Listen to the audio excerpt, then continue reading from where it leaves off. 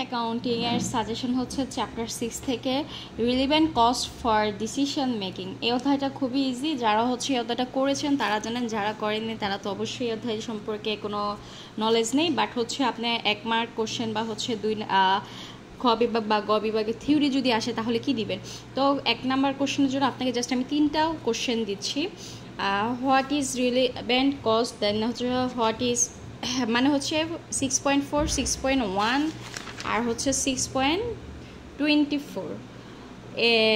এই 3টা জাস্ট দেখে যাবেন। আর হচ্ছে থিওরির জন্য যারা হচ্ছে থিওরিতে ভালো তারা এটা দেখে যেতে পারেন, অপরচুনিটি কস্ট মানে হচ্ছে সুযোগ ব্যয়, এটার একটু সংজ্ঞাগুলো দেখে যাবেন।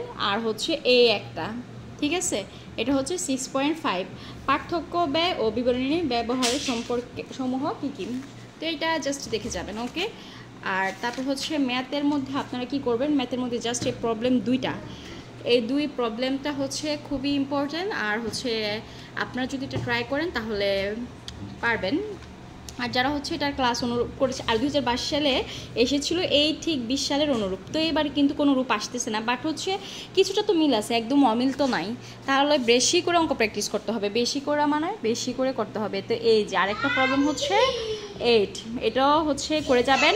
এই 2টা থেকে জাস্ট এই 2টা করে গেলেই হবে, আর আমি দিচ্ছি না, আরগুলো এরকম ইম্পর্টেন্ট লাগতেছে না, বাট আপনারা করে যেতে পারেন। আর কেউ তো 100% শিওর দিতে পারবে না।